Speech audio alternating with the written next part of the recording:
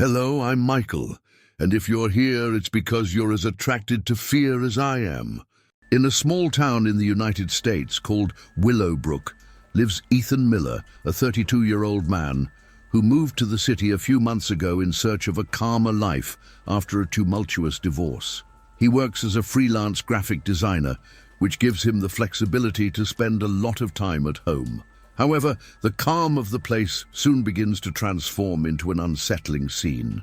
Ethan is a reserved person with few friends and therefore spends most of his days and nights alone in his house, an old and somewhat worn-out house. Despite it being a spacious and comfortable place, there is something uncomfortable about the house, something he can't explain. Sometimes he feels like he's being watched, like something is lurking in the shadows. The real problem, however, begins to arise when he comes across a mysterious warning on his phone. An anonymous message: never leave the house after 10 p.m. Initially, Ethan thinks it's a joke, maybe even a prank from a friend, but as night falls, he begins to hear strange noises outside his house, something that cannot be explained. The atmosphere of suspense increases when he realizes that he is being followed by someone or something that he cannot see. What should be a peaceful night turns into a psychological nightmare. The next night, the mysterious message continues to ring in Ethan's mind. Never leave the house after 10 p.m. He tries to ignore it, but as it gets dark, events begin to take a much stranger turn. As the clock strikes 10 p.m., Ethan begins to hear footsteps upstairs in his house, where he knows no one is there. His instinct tells him to investigate, but he remembers the warning and hesitates. He decides that the best thing is to lock the doors and try to rest, believing that everything is just his imagination. But the feeling of discomfort grows every minute. The sound of footsteps intensifies, as if someone is wandering the upper corridors. Suddenly, he hears a crash from downstairs, as if something had fallen or been knocked over. Fear grips Ethan, and he takes out his cell phone to call the police, but the phone line is cut. He begins to wonder what is happening, and if he really is alone.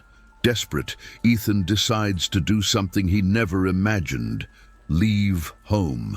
He takes his car keys and goes to the front door, but when he puts his hand on the doorknob, he feels a strange sensation, as if something is stopping him from leaving. He gives up and goes back inside, deciding the best option is to wait until morning comes. But shortly after sitting down on the sofa again, he sees a shadow pass by the living room window, followed by a shuffling and distant sound, as if something heavy was moving. Fear takes over him, but still, he tries to rationalize everything. Maybe it's the wind. Maybe something fell. But when he looks at the clock, he notices something that makes him freeze. It's 10:30 p.m., the same time it all started the night before. What is happening? He begins to doubt his own sanity, and his fear grows with each passing minute. The worst part is that he can't just leave, as the message suggested. With every hour that passes, he feels like he is delving deeper into something far beyond what he can control. By the third night, Ethan feels completely consumed by fear. He can no longer distinguish what is real and what is an illusion created by his mind. The feeling of being watched haunts him every second, and the strange sounds he once could rationalize now seem like a constant presence. When the clock strikes 10 p.m., he curls up on the couch, fearing something will happen. He tries to remain calm, but the tension is unbearable. Suddenly, Ethan's phone rings. It's an unknown number, but he answers it, not knowing what to expect. The voice on the other end of the line is hoarse and distorted. "You can't leave." "Not anymore," the voice says, before the line cuts off abruptly. Fear now becomes paralyzing. Who was on the line? How did they know he was in their house? It was possible that the mysterious message and the previous events had some sort of logical explanation, but all he felt now was absolute terror. Ethan decides to leave home once and for all. He goes to the door, but when he opens it, an icy wind invades the room, as if the world outside is inviting him to enter something dark and unknown. He steps back and locks the door again, but as he looks out the window, he sees a figure standing on the sidewalk in front of his house. She is still staring at him, not moving.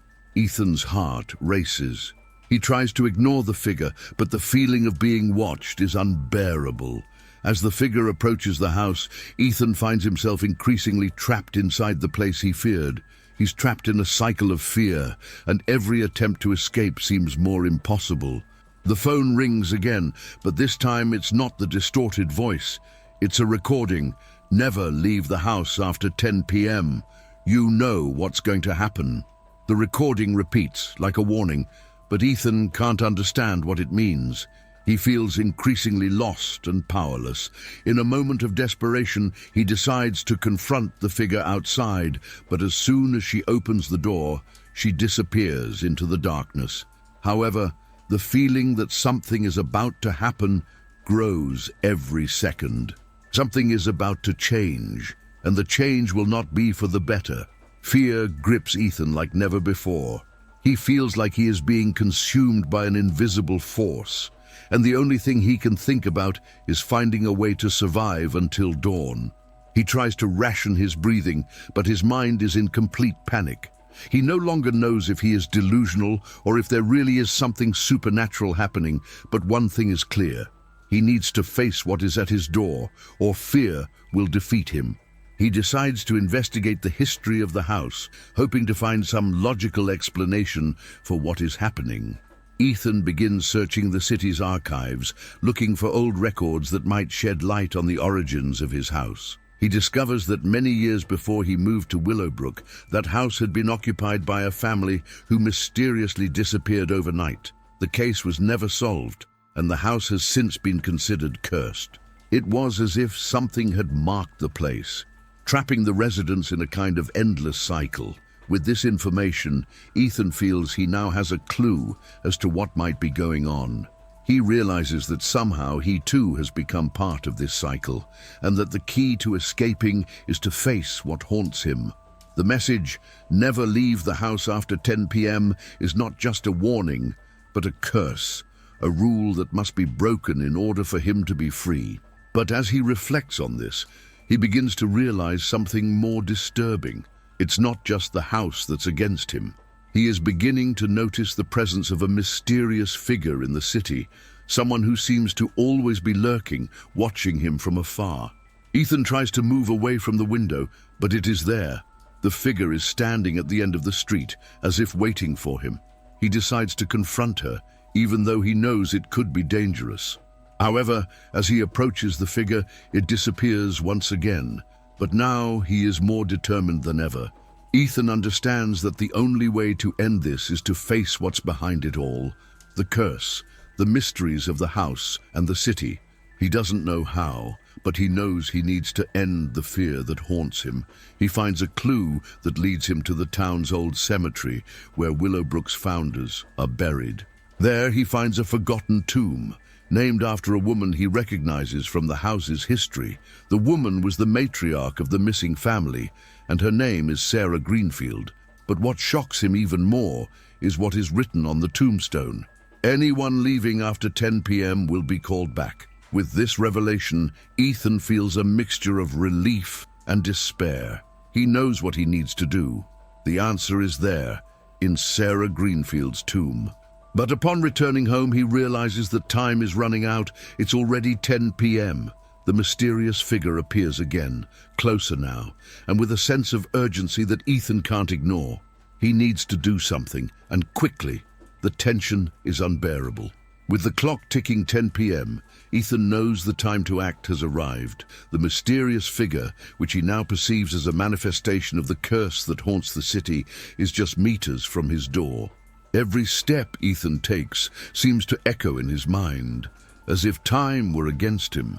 He runs to the attic, where he finds the old book he had found among the house's belongings, a Greenfield family relic. In it, there is a ritual that promises to break the curse, but he needs to do it at midnight, exactly when the last shadow of the night dissipates. As Ethan flips through the book, a feeling of panic washes over him. The figure outside the house is no longer still. Now it moves quickly toward the entrance. He begins to pray, not knowing exactly what he is doing, but feeling that he needs to follow the instructions in the book to the letter. As he recites the words of the ritual, the house begins to shake. The air feels heavy, as if the structure itself is being compressed by an invisible force. He feels an unbearable cold running down his spine, but he doesn't give up. He continues to chant, more desperate now, when he hears a voice, soft and seductive, calling his name. "Ethan, you can't escape. You are ours now. It's too late." But instead of giving in to his fear, Ethan shouts back, "I'm not yours. I will break this." He ends the ritual with one last scream. At that moment, a wave of energy envelops the house, and everything around you becomes silent. The figure that was at the door disappears instantly. The clock strikes midnight, and Ethan falls to his knees, exhausted but with a feeling of relief. He feels free, as if the tension that imprisoned him has finally dissipated. The town of Willowbrook, which seemed to have been forgotten by time, now seems to be breathing again.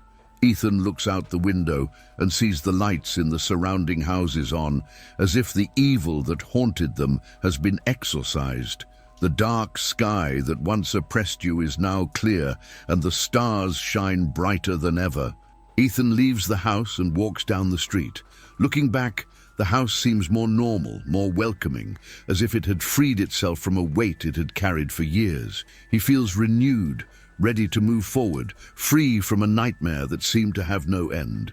He realizes then that the key to his freedom has always been in his own hands, facing fear, facing the unknown, and finally, taking control of his life. The next morning, he wakes up with a new look at the world. The city is now peaceful, and he can finally breathe without fear.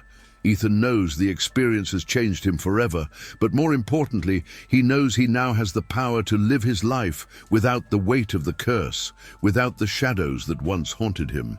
He smiles, not because he overcame his fear, but because he learned to overcome it.